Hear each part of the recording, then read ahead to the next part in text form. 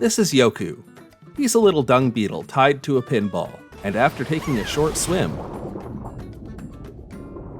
he's going to be the new postmaster for Mokumana Island. He's taking over the job from a pterodactyl who's like, I quit. This is your job now. Don't f it up. And then he flies away without providing any training or basic onboarding. But that's okay, because through the power of pluck and mute determination, Yoku's going to deliver the mail, help out his cute new neighbors, and do battle with the God Slayer, who will devour the island deity and bring ruin and destruction to Mokumana Island as foretold in the prophecy. All in a day's work for an adorable little dung beetle mailman like Yoku.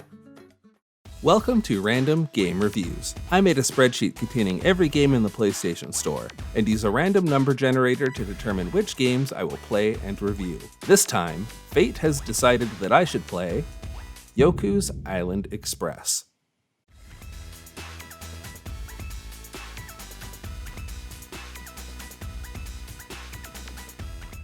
YOKU'S Island Express is an interesting genre mashup. It technically qualifies as a metroidvania, which is a platforming game that features a single large interconnected map with thematically distinct sections. But there's no jumping in this game. You get where you're going mostly by the island being made of the concept of pinball. I could understand some skepticism about how well this works, especially considering pinball is pretty far removed from the height of its power in the 1970s. But like flared jeans and geopolitical tension with Russia, pinball is showing that it can hang in the year 2023. All of the classic pinball elements are here: flippers, bumpers, kickers, saucers, fruit, slugs that explode, mystical purple gems that open up new areas, and ramps. Taken on its own, I think pinball is fun, but developer Villa Gorilla has done something pretty special in how they've adapted the format for puzzle solving, boss fights, and level traversal. In my travels across the island, I was impressed at how seamlessly the pinball sections transition into the rest of the spaces in the game, and Yoku does what a lot of games can't, by making physically traversing the game into a fun activity. Why climb to a platform like an asshole, when you can send yourself flying through the air using a bumper that you unlocked by jamming enough fruit in the keyhole? Climbing and hopping over gaps is replaced by smacking your poor protagonist around all crazy and launching him through ramps at top speed. This setup allows for a constant sense of play no matter what you're doing. And it's good because this island is big and kinda hard to navigate, though you'll eventually unlock the island's public transit system, which helps take the edge off a bit. The puzzle design is somewhat constrained because it's locked within the confines of what you can accomplish in a pinball table, but there's good variety in the types of puzzles you complete, and the difficulty scaling is consistently linear.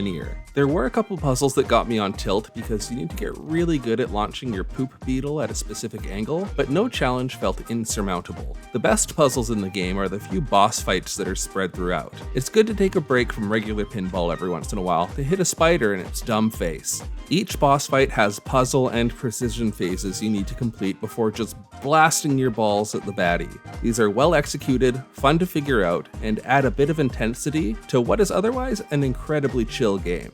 How chill is this game, you ask? As chill as helping a rat give sooty fluff gremlins a bath. Aside from your general job of delivering the mail and preventing the apocalypse, there's a whole lot of stuff to do for the many adorable critters on this island. Seriously, everyone is so cute, and they talk to you in that fun garbled Animal Crossing style. Many of the quests are essential to work towards your main objective, which is to deliver letters to the island's 3 chieftains, and these quests are pretty classic. Like how in order to get this slug gardener to clear an obstruction, you have to pinball your way through a bunch of adversity and exploding slugs to get his tools. Basically, anytime you want to do one thing, you'll be presented 3 other things you have to do first, which end up being all over the dang place. Good thing Yoku is an accommodating civil servant. He's on island time, baby. There's a series of optional quests too, like helping mushrooms procreate and solving a magical mystery, though I'll fully admit that I found it hard to summon the motivation to backtrack through the island for non-mandatory objectives without being adequately incentivized. There's no real fully linear path to completing the game. You can mostly tackle things in whatever order you choose, though you will get hung up in certain spots until you unlock special abilities, like swimming, flower acrobatics, and sucking up slugs with a vacuum and using them to blow up rocks. Points for originality on that last one. Overall, this game is incredibly pleasant to play. You make cute little friends, the soundtrack is pretty solid, the game is aesthetically pleasing with its beautiful painted backgrounds across a variety of biomes to explore. Even Yoku himself is a pretty inspired character. Using a happy dung beetle as your pretense to play pinball is pretty genius. And to top it off, he accomplishes things by blasting on a party horn, which definitely never gets annoying. Because I had to keep my eye on the ball, it wasn't until I watched the video back that I noticed just how much Yoku gets bashed around as he pinballs about his business. What a trooper. It took me about 6 hours to reach end credits for this game, and I had fun through nearly all of it, with just a couple sections that felt a bit like a chore. As a reviewer, I appreciate YOKU'S Island Express for being a simple, well-executed concept. I don't need to write a whole essay, I can just tell you that it was cute and nice, and I had a slug popping, fruit collecting, horn tootin' good time. I feel like the game is an easy sell. Unless you don't like pinball, I guess. Then you'll probably bounce on out of here quicker than that pterodactyl. But now that I think about it, who can blame the pterodactyl for quitting? The working conditions on this island are bullshit.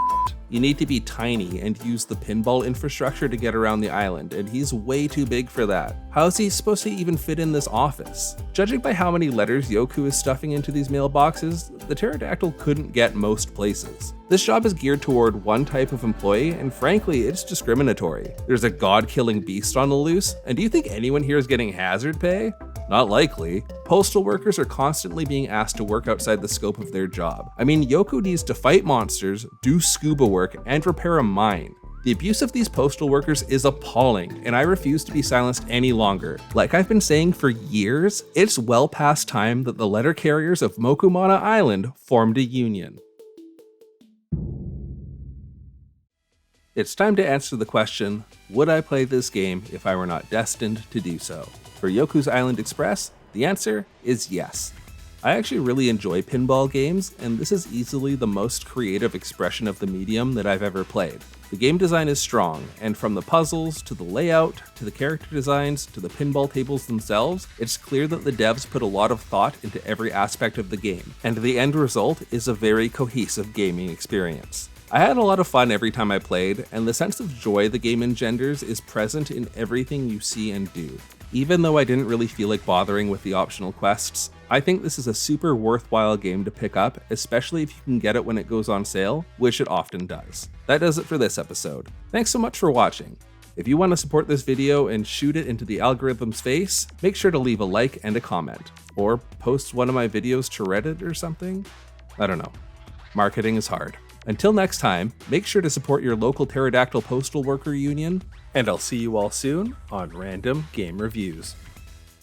A big thanks, as always, to my supporters on Patreon. So this is new. I've received fan art. Please enjoy this lovely art.